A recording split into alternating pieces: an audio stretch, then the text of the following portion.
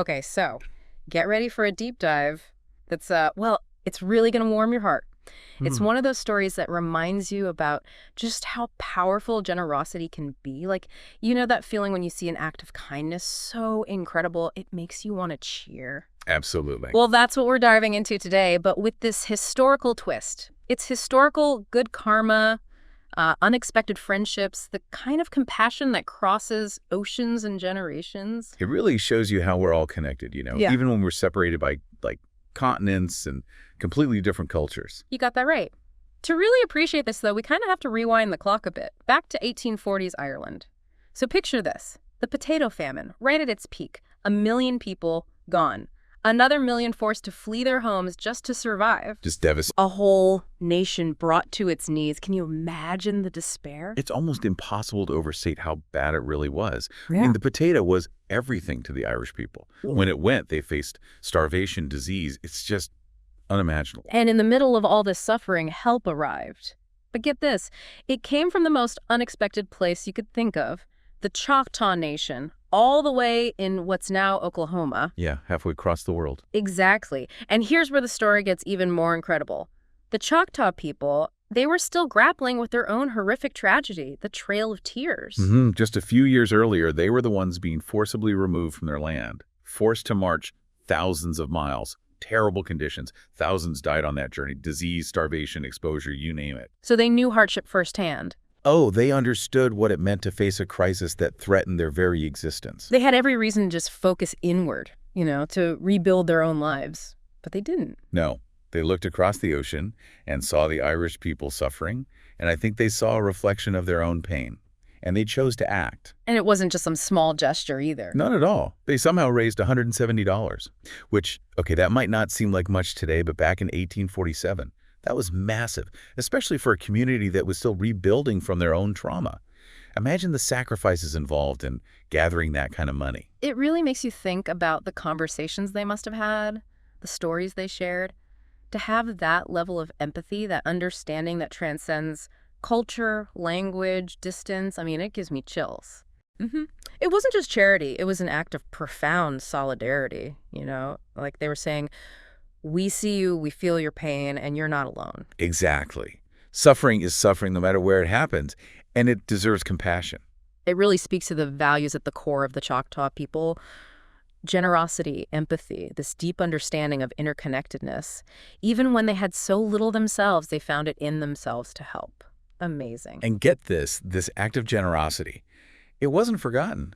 Fast forward almost 2 centuries to 2020. Wow. The world's in the grip of COVID, right? And we all know the pandemic, it didn't affect everyone equally. That's for sure. Some communities got hit way harder than others. Yeah, and the Navajo Nation was definitely one of the hardest hit. It's tough because the pandemic really just exposed and amplified these inequalities that already existed. Absolutely, like limited access to healthcare, clean water, healthy food. Those disparities, they made the Navajo Nation so vulnerable to the virus. And sometimes it's like it takes hardship on top of hardship for the world to finally pay attention. Yeah, it's a shame it has to be that way. It is. But for the Irish people, seeing the Navajo Nation struggling like this, it brought back a memory, a big one. They remembered the Choctaws' generosity from all those years ago. It's incredible, isn't it? That act of kindness, it really seemed to embed itself in the cultural memory of the Irish people, passed down through generations. Like a debt of honor just waiting for the right moment to be repaid. Exactly. And they didn't just remember it, they took action. A GoFundMe campaign was launched to support the Navajo and Hopi reservations. Led by the Irish, right? Yes. Spearheaded by Irish individuals. And what happened next was, well, it was remarkable. It really was. I mean, the response, totally overwhelming. Donations just poured in from every corner of Ireland. And the messages that came with them, so heartfelt. Messages of solidarity, gratitude, people talking about the debt repaid, this sense of connection, powerful stuff. It was about so much more than just the money at that point. Oh, absolutely. This was deeper. This was about recognizing our shared humanity, this bond that transcends time and circumstance. We often think of history as this thing of the past, but this shows how powerfully it can shape our present. And that campaign, it ended up raising over $3 million for the Navajo Nation. Just incredible. Proof that generosity has this lasting power. A single act of kindness echoing through generations. Almost 200 years later, and the descendants of those who were helped are now the ones offering it. Right, like this beautiful reciprocity to it, this understanding that we're all connected. And it wasn't just a one-way street. Even the Irish government took notice. And you know how this story, this connection, it just seems to echo outward. Hmm. Well, there's this incredible sculpture in County Cork, Ireland called Kindred Spirits. Have you heard of it? Oh yeah, it's a beautiful tribute. So picture this. 9 of these, like, towering eagle feathers reaching for the sky, made of stainless steel. Wow. And each one represents something, right? Exactly. Each one represents one of the 6 counties of the Choctaw Nation, plus 3 more for the ships, you know, the ones that carried all those Irish people away during the famine. Oh wow. Powerful imagery. And they chose eagle feathers for a reason. They're sacred in Choctaw culture, right? They represent strength, courage, leadership. It's like a physical manifestation of that historical bond. And, it's not just a static thing either. People actually go there, like, to reflect, remember, Yeah, it's become a pilgrimage site in a way. and they leave tributes. I read that some people donate money, often specifically $170, like a direct echo to that original gift. Wow, that's incredible. It is. There was this quote from an Irishman, Paul Hayes, who donated to the Navajo Nation GoFundMe during the pandemic. It always stuck with me.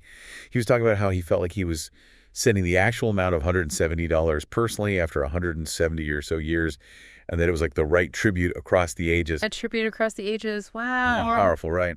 It really drives home this point that history, it's not just something in a textbook. It's alive. It connects to our present. We can even shape it with our actions. What do you think could, like, a simple act of kindness we show today, could that echo through time like that? It's a beautiful thing to consider. I mean, this story is extraordinary, but it also asks us to look inward. What debts of kindness might we owe? How can we build those bridges of generosity and understanding in our own lives, especially when things are hard? Yeah, what seeds of compassion can we plant today that might blossom for generations to come? That's what this all makes me think about. This deep dive, it wasn't just about a cool historical event. It was about the power of generosity, the interconnectedness of humanity, and the potential we all have to make a real difference. Who knows, maybe the kindness you offer today will be the story that echoes through time, inspiring others to do the same.